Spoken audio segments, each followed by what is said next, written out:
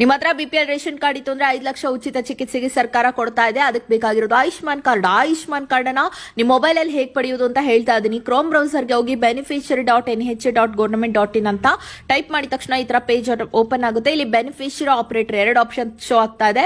ನೀವು ಬೆನಿಫಿಷಿಯರಿ ಮಾಡ್ಕೊಳ್ಳಿ ಹೊಸದಾಗಿದ್ರೆ mobile number ಅನ್ನ ಎಂಟರ್ ಮಾಡಿ. ನಿಮ್ಮ ಮೊಬೈಲ್ ನಂಬರ್ಗೆ ಒಂದು OTP ಬರುತ್ತೆ, ಅದನ್ನು ಕೂಡ ಟೈಪ್ ಮಾಡ್ಬಿಟ್ಟು ಇಲ್ಲಿ ಕ್ಯಾಪ್ಚಾ ಏನಿದೆನೋ ಅದನ್ನ ಸೇಮ್ ಬರೆದು ಲಾಗಿನ್ ಕ್ಲಿಕ್ ಮಾಡ್ಕೊಳ್ಳಿ.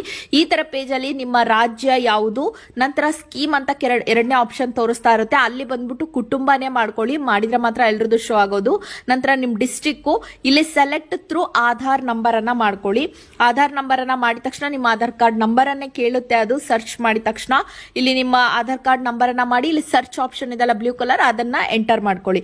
ಮಾಡಿದ ತಕ್ಷಣ ನಿಮ್ಮ ಮನೇಲಿರೋ ಎಲ್ಲಾ ಸದಸ್ಯರ ನೇಮ್ ಬರುತ್ತೆ. ಸಪೋಸ್ ಅವ್ರದ್ದು ಆಯುಷ್ಮಾನ್ ಕಾರ್ಡ್ ಇತ್ತು ಅಂದ್ರೆ ಅಪ್ರೂವ್ಡ್ ಅಂತ ಬಂದಿರುತ್ತೆ, ಅವ್ರದ್ದು ಆಗಿರ್ಲಿಲ್ಲ, ನೀವೇ ಮೊದಲನೇದಾಗಿ ಜನರೇಟ್ ಮಾಡ್ಕೊಡ್ತಿದ್ದೀರಾ ಅಂದ್ರೆ ನಿಮ್ದು ರೆಡಿ ಆಗಿದೆ. ಇವಾಗ ಇದನ್ನ ಡೌನ್ಲೋಡ್ ಮಾಡ್ಕೋಬೇಕು. ಡೌನ್ಲೋಡ್ ಆಪ್ಷನ್ಗೆ ಸ್ವಲ್ಪ ಕ್ಲಿಕ್ ಮಾಡ್ಕೊಳ್ಳಿ, ಅಲ್ಲಿ ಆರೋ ಮಾರ್ಕ್ ಇದೆಲ್ಲ. ಮಾಡಿದ ತಕ್ಷಣ ಇಲ್ಲಿ ವೆರಿಫೈ ಅಂತ ಕ್ಲಿಕ್ ಮಾಡ್ಕೊಂಡು ಇಲ್ಲಿ ಕೆಳಗಡೆ ಬಂದು ಎಸ್ ಅನ್ನೋ ಆರೋ ಮಾರ್ಕ್ ಅನ್ನ ಕ್ಲಿಕ್ ಮಾಡ್ಕೊಂಡು ನೀವಿಲ್ಲಿ ಯಾವ ಥ್ರೂ ಮಾಡ್ತೀರಾ, Aadhaar, OTP, finger print, iris scan ಅಂತ ಇದೆ, ನೀವು OTP ಥ್ರೂ ಮಾಡ್ಕೊಳ್ಳಿ.